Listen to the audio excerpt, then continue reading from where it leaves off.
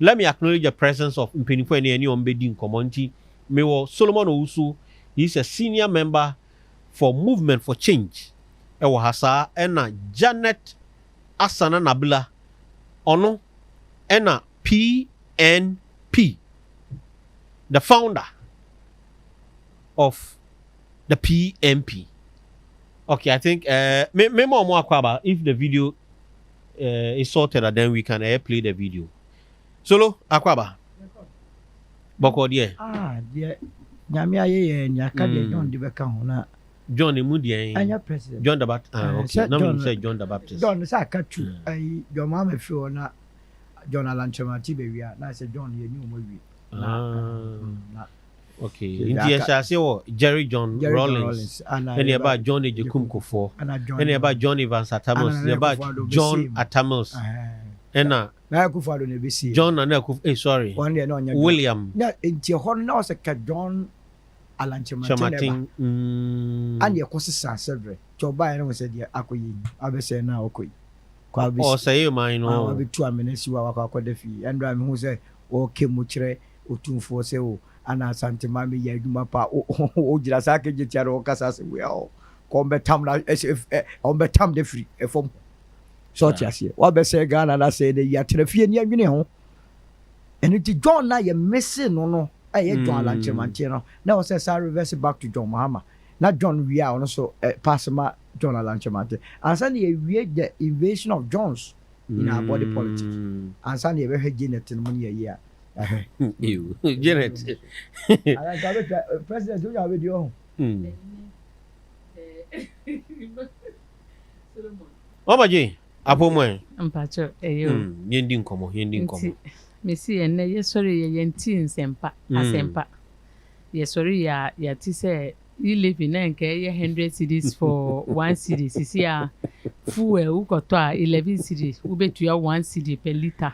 Enti ye nwanwa papa because Ghana for me no kese omu bread dada ena omu tu aban adima President Mahama se oba na bibia akoye boko ena ene die asema yiti anti asempa if say MPP for sa taxes na omu di ba ya President Mahama kasa no nyina ye political campaign and gimmick it name enye no kre Obaye only plan bia odibe Ghana for apart from taxes because onu ni minister and energy minister omudi omuti kabo ma omuhwe ya omusi diebe ma Ghana betima kwaso yie pa taxes nti omudi tax ade aba parliament ama oma pass say sisi awukoto fuel for 1 liter obetua 1 Ghana cedis nti we ni asema medina ma ye bi say hu say na asembeni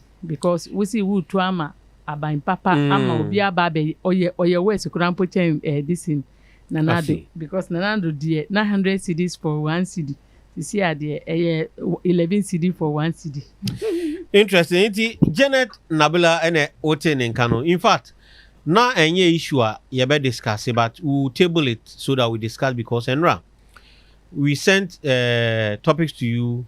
Then later it was around I watched around 11 get 12 thereabouts and more past year. Even minority had to walk out when they called for a head counter speaker cast. Okay, then almost sorry no, they stage a walkout. Inti we will discuss that one. But yenshe yen come chuchina yen fanfa the very issues are Nancy ati say e wo man Ghana. First off ni ebedi nkomo afa let me see. Okay, yenfa we moment here. I think we'll start with the special prosecutor. Solo? Yes. Special prosecutor. Yeah, analysis kakrebi. I don't know if you were listening to Yabre far. So far, around, Kwame, do you have the figures of it? Around 800 and what million? There is a since 2018, 863 million 608,855 NCK you're spending on the office of special prosecutor. He's done 65 investigations and a 7 and a prosecuting. And the latest was, I think, Kumasi, a former government, one MC nominee be an and some Okolusi case. Aluta, good. People are saying, in fact, there's something fishy with how our OSP or handle Ofori-Atta case no. Na yenimu wa yenhwenda how or handle a year Cecilia da Panedian. I don't know what you make of all this OSP and then Ken Ofori-Atta omo issues. Henry, first of all, our office in Ankasam, a bogus office. What's it? A bogus office. Abraham, Ora, Epufado Day, but Saturday, number one people. I was one of the few people. The core radio, so the car say, because, come to think of it, your friend is saying, Attorney General. Attorney General, no, the role in our constitution is well defined. Sir, on the bad day, a bit prosecutions enemy in our day. Am I? Now, Attorney General office, no, there be almost one say budgetary allocation or form. And it's to me engage quality lawyers to prosecute any more lawyers. And this officer was strengthened Attorney General and I said a prosecution a year. And you now compare more resources to call. No, what's about be creating another office. More so when OSP no edging to me from the Attorney General. So now say a chroma yaji president for so your bootlickers idea men person between ground because president bien wa ye superhuman. Ebia wa gini mo abo bio say no tu na also tune for pa hwe nanim na ka je penny when ye hwe na no kofa Martina mi Dubai as the first OSP. Oba idea no be okay ka brofo no betro madam for sepet you say ko for the madam of all corruption as dey.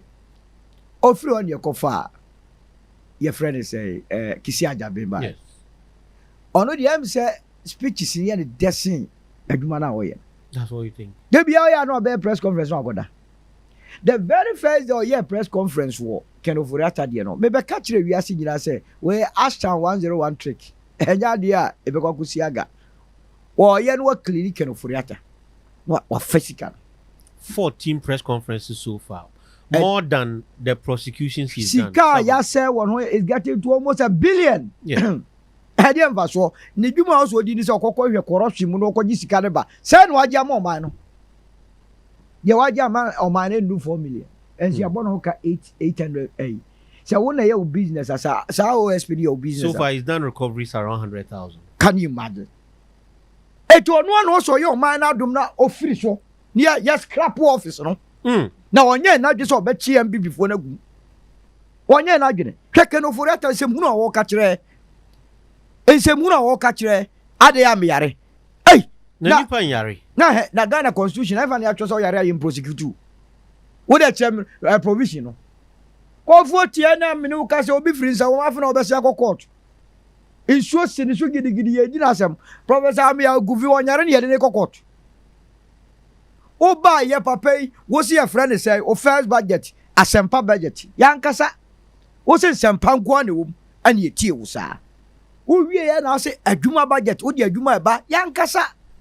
ane ye budget wo so wo wie ya na say impuntuo budget yankasa wo wie 2020 ana say de ahoto budget ye ne akwa ahokyere mo say ahoto o wie ya omo ba power 2021 obeso obi tie no change free akandia na ode ma budget wo say won ya wo here budget ye koye nim budget ana ode nkabum na wa ya sempa wa ya adwuma wa ya mpuntuo wa ya ahoto wa ya won ya won here wa ya nkabum a enka mene wa ye frɛ wa mene first person bedu a me be kyerɛkyerɛ me nsa no nnwuma nnwuma pa me ye ma o man ya e di nnwuma brɛ mabunu na mabunu ni nya adwuma nnwuma pa me nsa no nnwuma e ma ya kwan ye e ma hospital the very reason kwanto wa America no so ba so osan ho yade yes sɛ ɔhwɛ ye sika so yie ani edidi CCC hospitals papa ha e kwa kotena America Henry wutu wo yare a ye robe kwa America debut enye ye kuro mu ade hey shuni noise wo de wonya sika bill at America hwe ho yade ana wo sa atro letters bre post letters to the people of Toronto 10 letters to the people of Ghana and odi ye na yenya endra minkotia in siasa nti obi ntumi nyare na hey ekromo aho ada agibuma the way omo ya omo no former director general of health service obi aba bedi o man no so me ese sika bia yira wote so 13.5 billion kwa sika akwaji won international bond market ye hu de ya ekromo a yenim enya parliament ne ekobisa abi say your sector ministers bra be ya no ne mfa nkwa sa parliament de oji tum no o vote sika no ma o enti implementation de ministry sectors na ye enti bra be ka won sam de kwan ye fa so a wo hwe nyamienim kotu amena $58 million a wona na osensan sika no be ka kire kwan ya fa so ka say SML omo nkoji sa apuduo no be ka kire ye kwan ya PDS no mudi nka twa sa contract mu sika ekohye be ka kire ye ambulance deal be ka kire ye we ye fra wo afidi akoye bo activity on person beba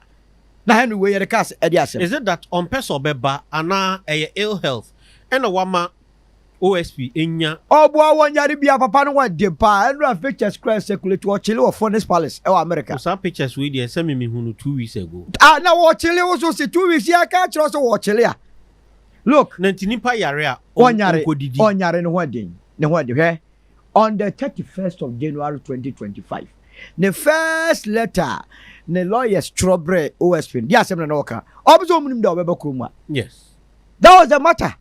How no can the team boss a kroma won ye wie me no ka say wo ye preparation kwa apen American passport won se bie wo ya American oba ni ai and now Trump dia ba America so kuta 5 million ya ma gold dia dia o passport kura oba dia okroma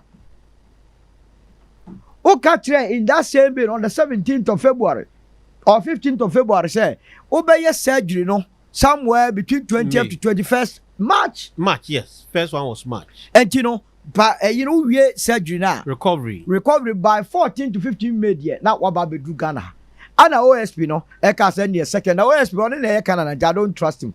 You don't trust I don't trust him. No. I don't look, he must stop that. Someone who has recovered over 100,000 as against what the 800 million. Hey, now you crow my gonna say, how do we think? No, Henry Boame, ebi amena madwene no ada. Se officer yesi koko chasing konfo, na gi esika bre, woko Sicilia da ba fie na sika purio ehye ne mpaase. Moko ye na mo sa baaye, mo be ya asem no troka eche, mo se money laundry yoku, e no se hwem. Boduru yoku na mo se asem na maame ne to na omudi nyina atem. Hey, nie dia, no mo ye prema ni se me. Miminim sika di pa o. Na mimi tax eto a mimi tua no, na mo makwa akodi. Na da atimo ba be ka che me ma se mo ye smarter than me ma.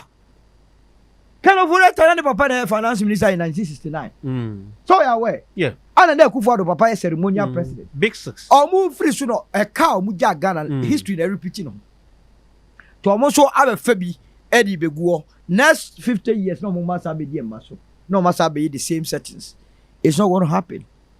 It's a muna odi no. Omra no me yina no. Now there is a red alert on him. His name has been re-entered. Oh my boy. You think OSP are possible countries? I mean, South Africa. OSP nim baby o nim baby o. Oni baby. Look, Henry. Yeah, ti kromwe. Ata ye penalty no police go discard on so. Yeah. Me there OSP o pa for $5 million in to Ken Ofori-Atta tiri so me kwa American ko fa ne makomu a. Wo be kwa ko. It's so easy to identify where Ken Ofori-Atta is. You're on the travel history. Your destination. Any embarkment. Who took us here? Who church baby? Abekonyina. Yenim the movement. You contact the relevant authorities and this again how be shani manzu ni muno. Baby, I be obi animo. So how difficult is it to track Ofori-Atta? But me ko chini mba for free. 5 million to the tiri so me fa bi ntebeka. Me kwa ko fan me bona bomu. Na me na be kroma. No ba be kire se oso sen o man mra na. Enkofo wi abode omu dansa wom banche omu dansa wom ya disika mamu sa mu mahwe so a na mo be se sika no adi adwuma pa na Ken Ofori-Atta ba odi sika e na ure fi se MPP kura MPC ni ka se yempam no ure fi bacho microphone oya papa de na nka no party for se yempam no na ya yesa anuma we nyina ide a kire ya na OSP wa kire ba be to no wa be declare hwe say enrad atantan de bia ye the fake medical report say sana doctors church omu nyoma na de be kire say o yare okay in any case OSP says he saletana and make rounds. Yes. I address it to him. Yeah. Ono oni na ayaza na hesa je wo mo na bitu we ye Ashton 101 azan bi so officer ampanya ampasa o yare abra ka say 20th to 21st March 2025 obey surgery no ebedu na wo nya de na nkade papa mu be you inform OSP I didn't know oboa wonye na just obeba me so open American passport take it from me on ma kroma bio o jiwie na ohwa na da chi bi say na adwini mu no say MPP beba na nko abada ni tinye ye because movement for change ye ba be political party ye de beba na ye ni aka me makọ bona bomu di na ba inje mu no mudi no enti me OSP wonye me fan because of the way he's conducting his business I say ye de nkofo bi ko share be say MPP for na the dream to mu fra ba mu am protect you that is what is happening.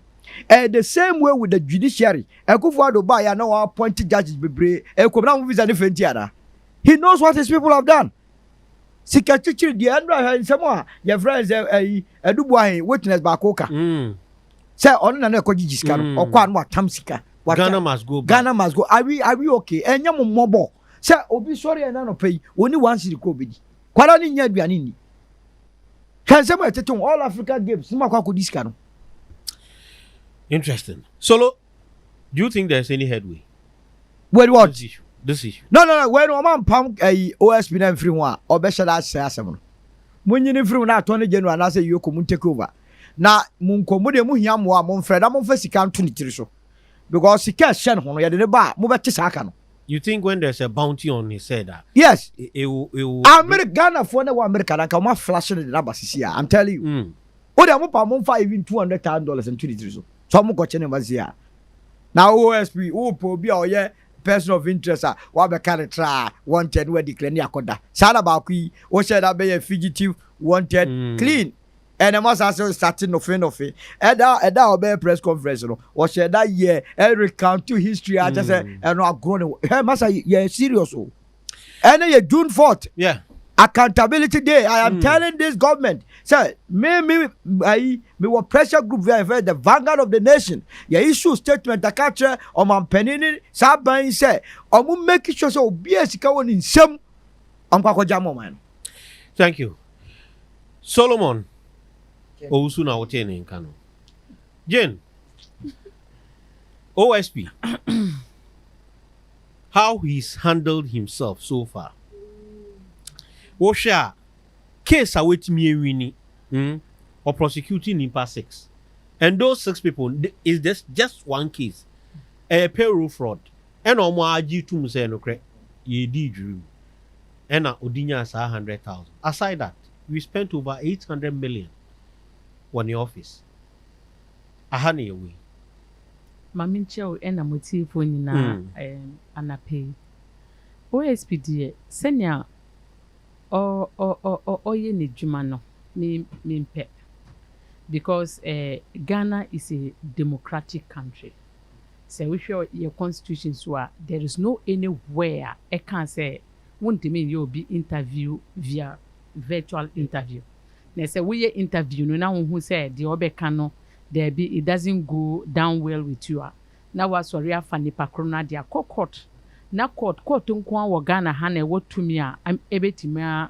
aka say we guilty and we nye guilty to say senior Iyokofo okoye omodwuma who say na NDC members na senior Iyokofo ye Wontumi no sa na omope na ye can about Onua na omo like they are very vindictive wicked sa na omoti omope say omo punish obi na enye omo de eno make sa na nipa moti. That's why I wish your Bible so almost see the heart of man is desperately wicked and yes say you wicked enti say we sorry na enne omo you be wicked na we see eya wo there ochina ebeye wan kasa wo mame ana wo ba ana wo papa ana wo uncle because juma enye ma wan kasa wo nipa no men kasa omo mfanye obi ena senior Iyoko handle Wontumi case no. It is a disgrace. Miba, I'm sticking to it. It's a disgrace to the head of Iyoko and Omo Omokeka hon because this is political. Only professionalism bia one so. Me, the way I handle case no, you can see how wicked he was. Say omo ye ni bibi mi ti omoka na we mu your profession. na mo di positions ko ma nipa mo hwehwe kasafa kisie jabe ho me ba na wo ne nam remo na acha debi o me ba hono mo hwehwe omo ye wicked people na mo di tumi ahye omo nsa na omo sisi ami wa power na ene a wo power na o chi na obe wa power na we nim say Ghana power is not perpetual. Now let's go to this in special prosecutor to me there anka omo yi ne free ho anka ebe mi there because bibia oye bia unprofessional bibia oye bia because una wo ho na ye hu say attorney general the entire na special prosecutor no was to be an independent body obi di politics di ba na wo die na wo see there be nti attorney general ba ya okoyi NDC for na omo cases against them this in what court just to say these people have done something to Ghana and we need to go into it. And attorney general see me party members intermediate I will not prosecute them. I will go and withdraw the case. And Kanamika say attorney general this in special prosecutor Becca say no, I will take over the case. You cannot withdraw this case. And ka we yes and ka we benya support sisi I will handle we mu because it's like you are not interested in fighting crime. You are interested in doing something and NDC for bema watena anya we sit atena ena mami nka bibi nkyere wo mimi si onyankopon a owo suru a ohwa Ghana yi obi a omobema na position bia on hwesi nye dwuma ne ye na osi meya ma na ye John Mahama de mi meya ma na ye MPP NDC for omo foot soldiers de onyankopon onyi nipa koro na free ho na onfa de owo tumi a obeyi ade a eye kronkron na NDC foot soldiers sorry a no omo kansemfu because who ye de eye papa na waka kire omo say I am going to do my work to the way God and Ghana will be better into me and this in about President Mahama wa ma me djuma ne dada but you gave me the job to be able to do things to make mother Ghana great. Not to make do things ebe MDC for and no move this in umbrella flag good. So sa nipa na epese omba no be rule Ghana. And no be G positions our but me this in special prosecutor me hu say owo sa de no. I can see say or ye juma di ma NDC. Some people in NDC but are we not the same people and ye ka say Emra or MPP wa ban so na oye adwuma ma MPP today we are saying oye adwuma ma NDC. Mami nka bibi nchiro yes wo hwe de oye a wo nim say na opesika bi afri omo nchen for the officer omo mfa ma no a na oni finance minister wa asem this is a personal beef odi bagana personal beef between him and then the this in minister for finance and this is not going on well me yes say anytime obi ye committee crime na pese yemfa legal way na yemfa dinechi so do bi an can say oh we politics and omo kofa politics adi baso anka Mr Ken Ofori-Atta see there be me pese me ye ne virtual because it is allowed even is it to bega sa case na omudi ko ye no obi mu even in the court they accepted virtual na omu yari until the court accepted virtual miti say solo can say oh omu be ko ho on sorry no ko o ka say abrochire ye Ghana obi a mi free hanamu na mi ko abrochire say mi yari na wo di police for ba they will just use the letter that they is circulating. The Interpol will tell you that oh so sorry he's here for medical distance so when he's well we'll give him back to you. Musi mi bo amonko. But do you think Ken Ofori-Atta is sick? Ni actions, any inactions, no. A go to confirm that he's really unwell. When him say before Kurampo no more power. Miti say time be by ya and come be bibi wo no so ready no budget some vetting back and a budget so this is to show us that he's not well. But is he so unwell to the point that or a flight on to me in fact maminka bibi tire wo wonim say senior Ghana for you omodi and ma ka kire dada about God saying that the heart of man is desperately wicked and yes omo pese omo jisika maye wo now we share the equals who told you that they are just to punish them which is a very bad thing deɛ woyɛ ne onyankopɔn bɛ make sure say ochina you will pass through it. You decide that Ken should not come. No, not that should not come. So yarea na obeye ne virtual a monye ne virtual man because the pressure kura Ghana for debate no enyo bia no be stand obetima stand the pressure. Do you understand what I'm saying? But sir, as a former finance minister, pressure be no on film. There be the me can say yare sisia. Ena owo treatment so oba ha ne mo a na wankasa wonim say nipa no twan we dada. Onim mi gina we mi nim say enye professionalism no mo be ye. Na special prosecutor oye to say remote control NDC for food soldiers ne mahama adi ye say. Sana, the whole special prosecutor's office, there is nobody there who I can say that the person has integrity. If OSP, all of them. If OSP, any kind of rata issue is a year, said the AC airquay, na yen virtual, don't you think other people will now embezzle in quote? Men can't say rata embezzle, but other people when they find themselves inside, or no super outside. No, so I can say. Ofori-Atta prefer to face the court than to come and be and it will be like the way they but did before to you go to court, at least there so much me. Santi no see you virtual na open one in chain. So the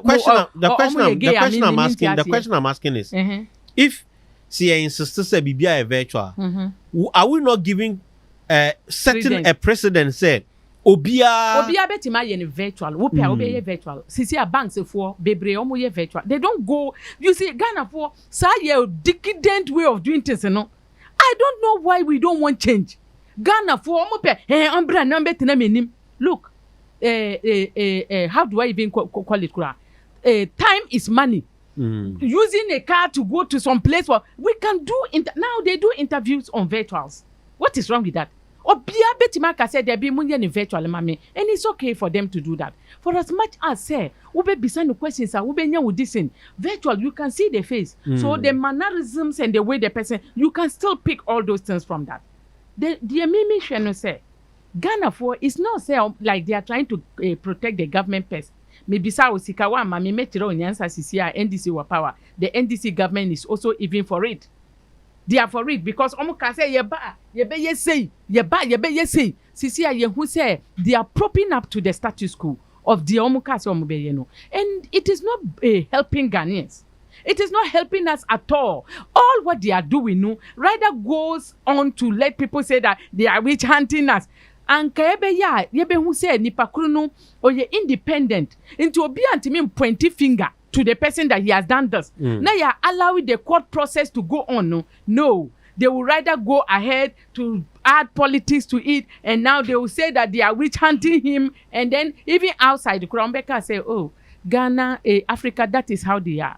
They are trying to witch hunt this guy. They don't even know democracy, and they say they are practicing it. It's true. Ghana for now, the NDC, Mumusi MPP for you are coming to do resetting." Resetting no year worse than a military regime. This is a 1979 or 1981 military regime. NDC for MPP for opposition members they are now in the hands of 6 million NDC members. Almost swing the same. The fact say nipa amba out and be voted doesn't mean that you appreciate it. There was no any appreciation. Okay. The people of Ghana rejected both MPP and NDC in election 2024. Do Mahama Fautiri we form now feel shy about this issue. Na mi krampo eya muya krampo na eya miya. When they vote ma. Live on 95.1 FM. Some messages on Facebook me say metimi akan ba ku mienu bia then we can move on to the next issue where Chairman Wontumi yesterday went to meet party executives and then Oda Omwase. And he said one thing that Afenyo Markins prayed for him in the office. But the Chairman Wontumi issue still lingers on. Quickly, you hear some of the messages somebody about na yendin komo yen fan. This message is coming from Joe. Joe send fire emojis. Thank you. Gilbert Tete say, if this woman comes there again, we will stop listening to you guys. Oh, there be a Wontumi. Why you ask now? Okay. If you are referring to Mama Jana, she is the founder and leader of People's National Party, PNP. And She will be coming on the show. She's here on every Wednesday. Her input on our show is very much cherished. Please, everybody has an opinion, and so let's accommodate each other. Godfred Agbamepe will say the woman is in your studio. Debbie, I would not read this one.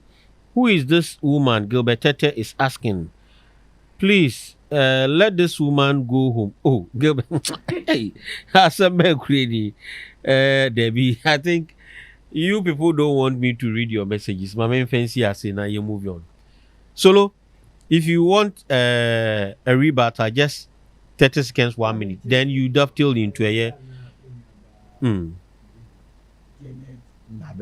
The name one say, was your person catashe? Onua, dear Debia, or come. But, oh, mine also, a 2 and a more say, or coquetashe. No one was answer a problem would say a quack or tube. Sort ya say. Can you, who say, obey me at baby and why a Zoom call? And it's a crewman. Yank you be a view. Siciano, and was all me police for Fred Quebec away, my friend. No Zoom link, Yanye. Yan Chichiro, my sir. Criminal issues are serious. Papaya could be a team. Look, in 2020, one of them was a special auditor or more the tax fund. Yeah. Our moon say 52.5 billion or so. Your transfer, you need maybe Ken Ofori-Atta to it or Onka. Satam equivalent to $9 billion. Yeah. Papa do ya Ghana no. Say you got baby. So see about Wontumi asem so. Me metwe MP before the money. And this before wa be mu e bi di money. Wa wo ye timamuni no. Wo to a watwa no obi di o. Enti ni se obi aye boni a wo ko support. Because sika ye cha me nyina so a ega bi a wo kwan bi e da wo feature de be ye. So ati ase. Ejale na me obi sika e de ama okwabna ne so onfa nye Ghana ni yi. Na wakodi na aban so ono ni kodili a wo se wati ko apa. Who is Ken Ofori-Atta in any way? Oburu Ghana mraso. Ya so go for so kromu aye ni etua to na ye bre no a moma be di eso no bra be ya no out ba bi chele. OSP says former President Embra Akufo-Addo. Wa me go investigate petition OSP no. Yes. The former president. No investigate John Mahama. Yes. And he wasn't about the law. America, Oman go investigate Donald Trump. The number of times of court. And then your constitution, Article 17, all of us are equal before the law. Number person be yes, almost the same rano. It cannot be. And until OSP no, men trust in the first place. They are person buying here, they say, because they are acting on our behalf. Yes, he can ira. Omoma attorney general no emfa na nkodi akiri nkodi sika mai na omomfa sika 23 so okay na obi be fana ba me omo de to so be kwa fana ba very easy we see America see very easy to identify Ken Ofori-Atta the open say they bound to be 22 so be fana ba me nko mboka dabi na OSP so otukwa ojipedio ana me do kwa for free say me kwa me twa ticket yeah me through New York and Opa by the next day I'll be with Ken Ofori-Atta. La template nyo no mle business.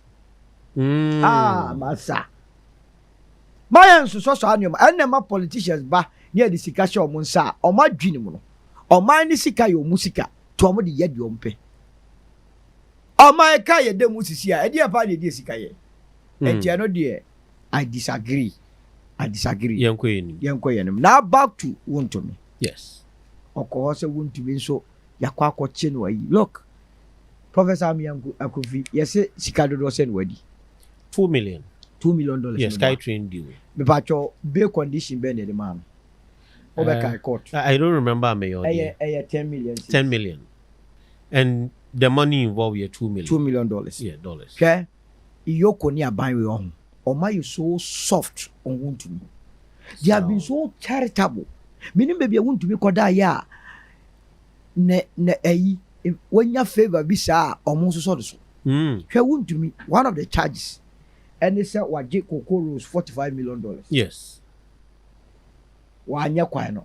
Sikana so a wa yetua. Wo de fa bone na aka ni nyina to nchen.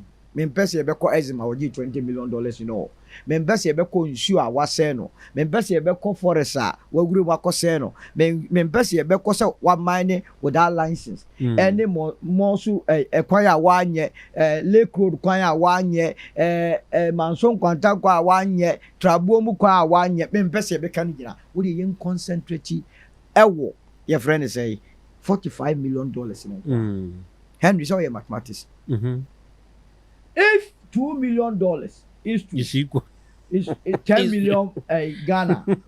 Therefore, $45 million. If more, less divide. If less, more divide. Yes, and no, Wontumi on the basis of $45 million, the bail condition should have been 225 million. 225 million Ghana cedis. And the bail condition, the man would 50. How? Mathematics are really. I didn't say okay. Obia court. Quite do I idea born and say, Wakako said $2 million. And into the bail condition, you 10 million Ghana cedis. And Wontumi, one of the cases, I mean, you know, I have 45 million. Or no, or second man bail condition of 225 million cedis. And you have 50 million of the man. Yeah, 50 million. Okay. Cedis. Oko Lands Commission say Oko searcher. Yeah, they are chop on 2 weeks. Documents now, Brian Champo, Modecoy, no second search. Yes. Would you want them more than 2 weeks? No, 6 days. 6 days. Yes. And so I'm so much to be so yes, search. Property now, or the coin, no second or a ASL and answer land valuation board, so call valuation. Time men of me a value by profession. Time men of the value. Probably because a state and a win on expedited. Oh, my state, I don't know to was here. Say me ko yoko sisi ana mako fala evaluation e wo so ana me so me ye me independent evaluation abo se value no kwenu we nyina aban no ahwe ama wo you think a kid glove no mo treating with kid gloves I'm telling you na enkofo guye kwa omo breast ourselves ko he de om are dey treating politicians omo a special breed obi a wono no abeji sika se okwa kodua bro na wudum se West Africa ye de ebroka Ekuvodo ninsanu mani bi yako free bro me what am $20 million e de ma Wontumi se gogo dua bro no Exim Bank another serious matter Exim Bank me no to go of course na de ye o mkran se wan hwe UTV dada emrebode ngofoko ebro na ene dia sai brofo na ene dia so you can't tell na gane dia go ntuaka so ne dia ne say so tua loan ne ba na den wantua and on tua ya say no dia ono ne what you fragadam or the obu ko obi afuom no de ko nam ho ana osin da fu omu ko di da chi a so obu bebro no we ya na on nam buffer stock na o de chire we ye mafu buffer stock de o maburu agu no na o de akọchire say na fu no ebi sansem hunu we na obi die sika di akro na ye nyankofo etike fom say we members of parliament wa wutie me anopa wie bebi a wo bia no obi a okochira fom obi a next election to abetia no on deserve so be lead o man we on deserve so be parliament Wontumi obi a wo you go to chire river no it cannot be enunti so betina na se wo so wo pegana yie na se ufi se yensuo hu hia me no call various platforms so a de bia na o ka se galamse ni nye na nyame adom ni akwakoche obi o ye galamse kempina wo sa so complaining ene na Janet o party na wo che no me do ba be ka ye party no na ye ma reorient because you go there me hu be bia ogira asa bibia ye be chiri bia yo ya What are you doing? Everybody is chilling there. It is NDC Libya obey BBA. NDC. The point is that Galamsey na wakano and yes is here na NDC 4 year Galamsey campaign. And now be Galamsey campaign. No, another Galamsey person. NDC 4 na ye in charge of Galamsey. And the same year can win this in MP for win on you. Win for MPP our NDC our Asante region.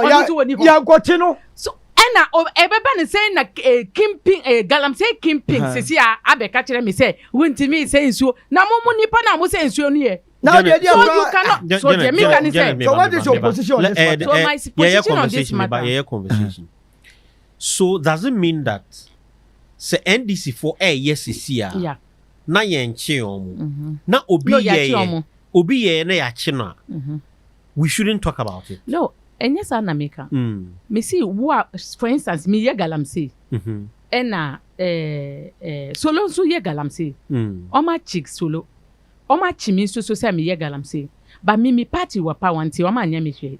Ena oma chi solo a oma mo ye omo so sisi omo ye galamsey no. Omo cat say like omo ye perfect human beings. Meanwhile, you are those now spoiling the water. What I'm saying is that the NDC have no moral right to talk about anybody being a galamsey campaign. Janet, forget about NDC. Okay. So it is you, Janet, wukuta a political party in Ghana. And I'm no kasa. Okay. Yachi Wontumi. What do you say about Wontumi? Dear me, can say to me, I want the law to work. Wontumi commit crime against the law. And ye juma. And ye nyina ye nim se na ekọ. Say oye bibi na me frewa na ma can say me kire wa within 48 hours you should be able to get your bail a bail because all this in what all crimes are bailable in Ghana now. But mo ye no to say MPP NDC de bia ye hu obi na nipa kuno committee crime na ebe ya ade a na mo di politics aba be shim na omo ye in charge of even our security people no no you can see say they are now also even adopting to the political side of things even more than doing their what okay me go step by step. Wontumi was invited okoye omujai no say ombra the next day oba na another state agency arresting no ena enwumbre Omo Emani bill of 50 million Ghana cedis. Say, on meaty sureties. Na uncle. What exactly was wrong with their Iyoko ye? Me, I mean, can say Iyoko aye bibiu. Man can say oye bibi. Yes, I can be. Jamie can say. Jamie can say. Jamie can say. Iyoko ye ni pa body for. Mami, me see. Me can say omo ye disin. Jamie can say. What are you saying? Ye nyina ye nim Raymond Acha ena ne beef with the oh please. Solo, please. You are not.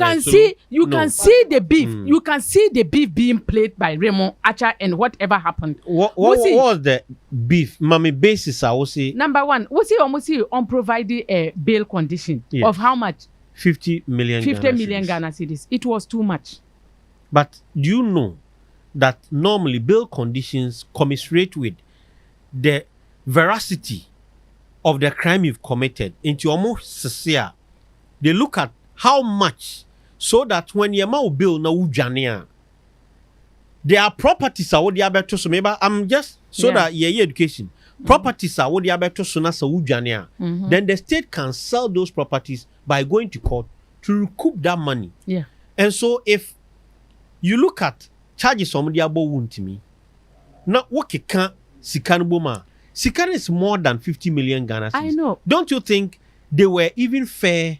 They are not being fair. Okay. Because one of the charges now Modiba and say he went and borrowed money and so Muamujina won NDC members. Sika Omakoko Boka our so many banks. So why do you refer I'm saying Iyoko this because as NDC? No, I'm saying Iyoko. No, my NDC. They are those now. They were at the back of Raymond Acha pulling the distance. So into Obika Chem say when we security forces and yes security forces, Raymond Acha is under the umbrella of NDC being Onuna omo ne kachire no die ese o ya Onua kasa krampo o tan MPP dada.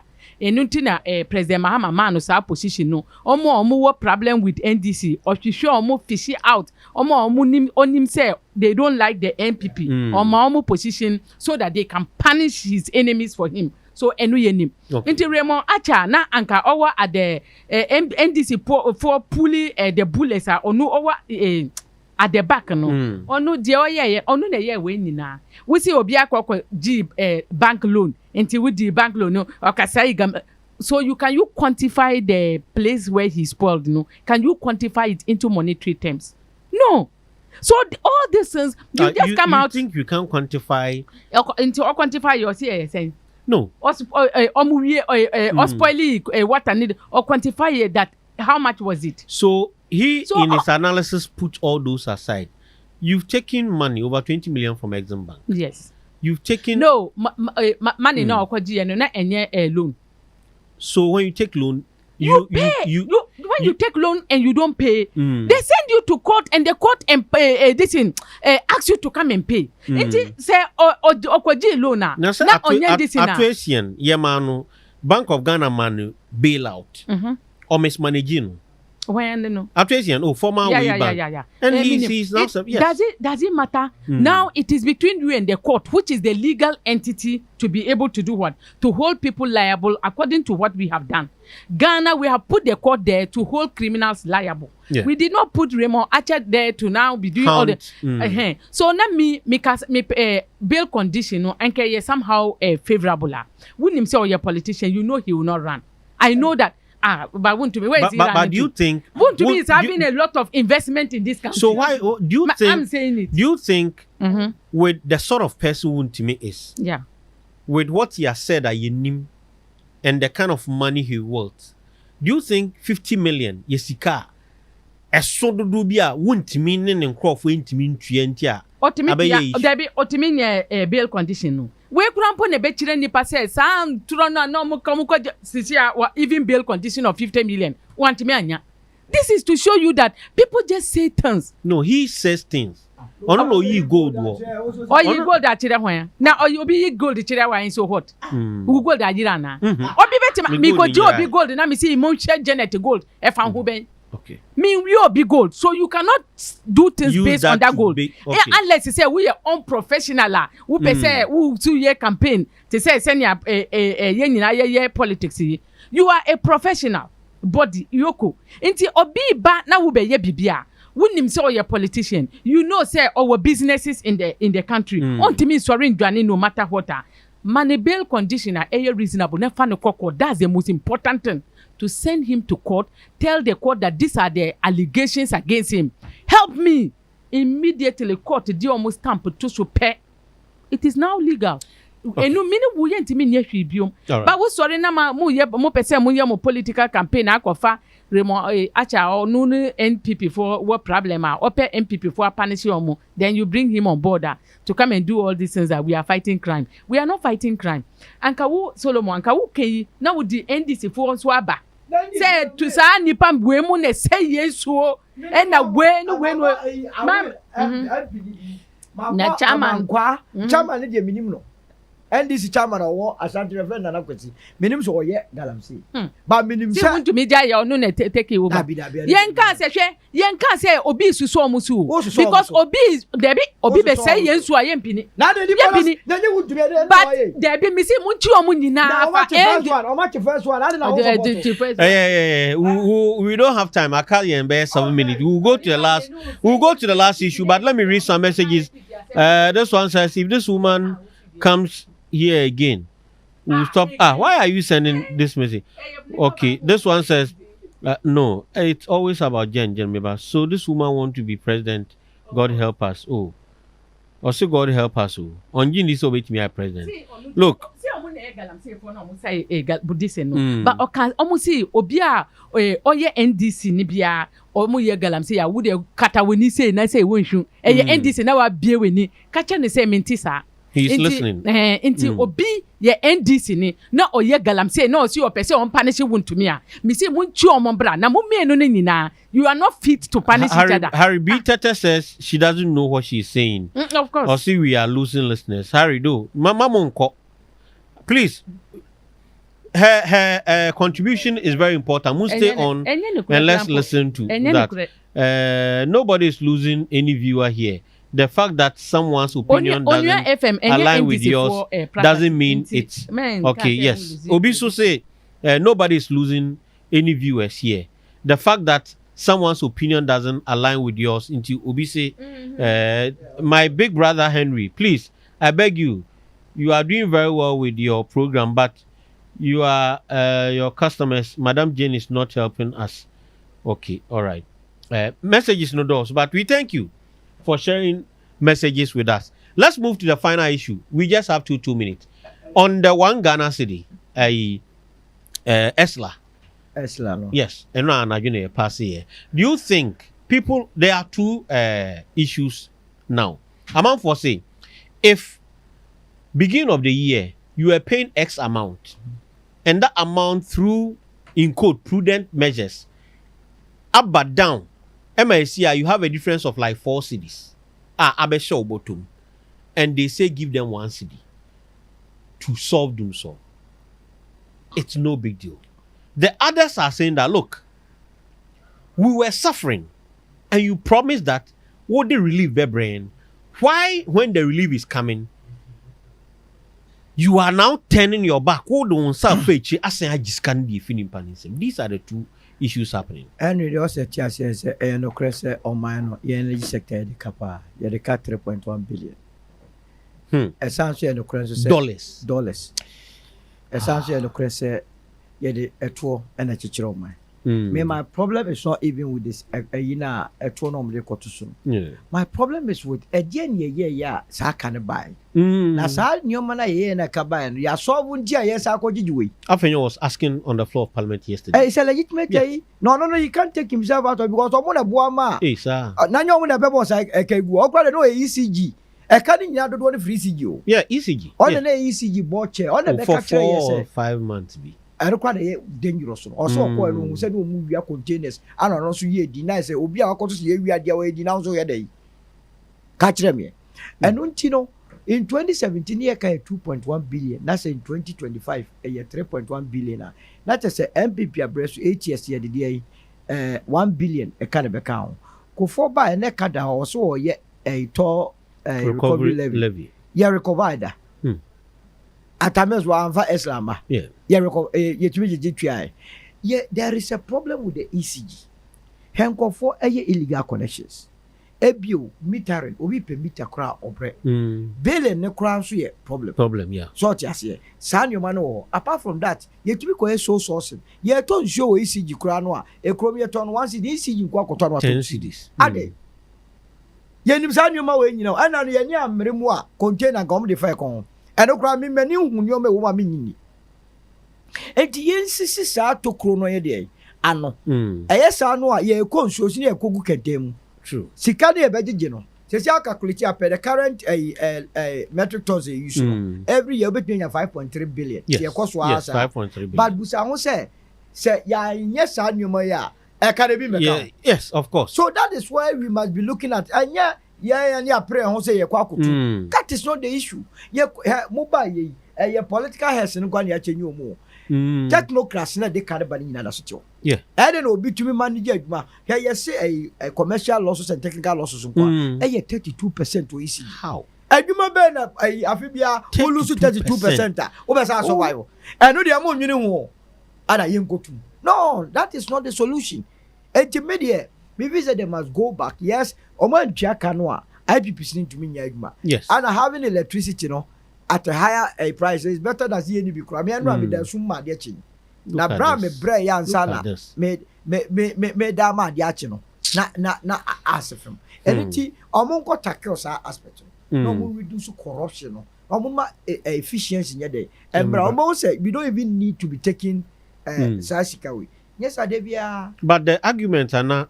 Auto force and any others putting forward is that there are inefficiencies. They will be looking at it. But now, if we don't pay that money, IPP soon say no. That's what this can you say to Henry. On my way, those article one no catch you. The sovereignty of this country resides in the people. Yeah. The shareholders of Ghana. Until you baha. Yeah, kaya gina chobia noa. Means robia. Ekaba enya ni eba betetua. Enti ekaba my enye tua. But almost enche say ye ba betua because this is the first time ye betua. Ye tua bia na kogu kentemu.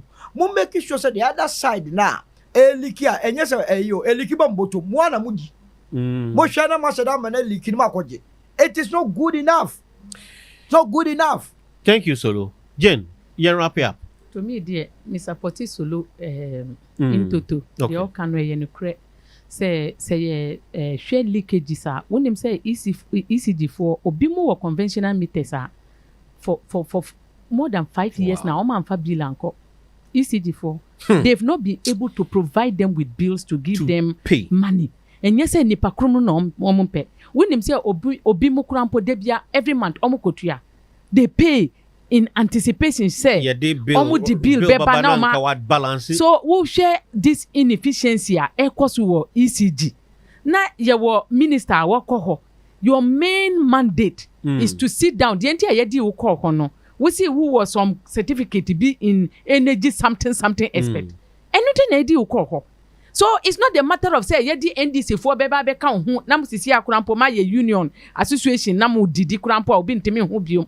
Omo wo ho ne it's okay. My yenkofa NDC for nko but into enukrampo ne bema wo minister na sorry ayewu investigation ye because they are not your people. Inti energy expert no sisi na ehwehwe sa expert no say for expert no ne bra ne make sure say all this wastage wo be ye bibi wo ka bibi about ECG for omo kwoto bibi a no mo si ade ye 20 pesos omo be ka say ye 1 cedi na we mu nyina ede na wo ye fa so wonim say obi mu ye illegal connection. Yeah, they are doing illegal connection. Why are we not seeing us being played on radio stations, television stations against us? The Bema religious leaders aka even the moral aspect of it krampo who be bisa. What are you bringing on board as an energy minister? Something different. They are not doing. Yeah, it is difficult to do the right thing. Eye juma kesie omo di utu bibi na ube ye juma na. It's laborious. They are not ready for that. Obi ba ya opese onye ni sika no yire na busuafo ndi enu nti na omofa no as minister. Nti on ba ye jumedi ni magana na anka John Jinapo ene ne deputy anka omo kase omo pese omo ye bibi wo ECG. By now they would have come out with what they are going to do and Ghana will be better off than the way we are now. Thank you so much, Janet Asana Nabila, founder, leader for People's National Party, and then of course Solomon Owusu, your senior member, Movement for Change. Almost say Enchebia Ombaba Beye political party. The show was under the signature of Efo Kwame Japasu as my station manager, Nana Kwame Opoku Obin NOye production de mami, ably assisted by Lois Dogbe, Sandra Edian for social media, and of course DJ Bakayoku and a Bo Michidom as my DJ. The big sister herself, Nana Abrefo Danso, joined us, and then Wafa so Ebwa and PAAA with the paper review. The technical team Nina, we say big ups going out to you. Onua 95.1 FM. Yeah, Judicial.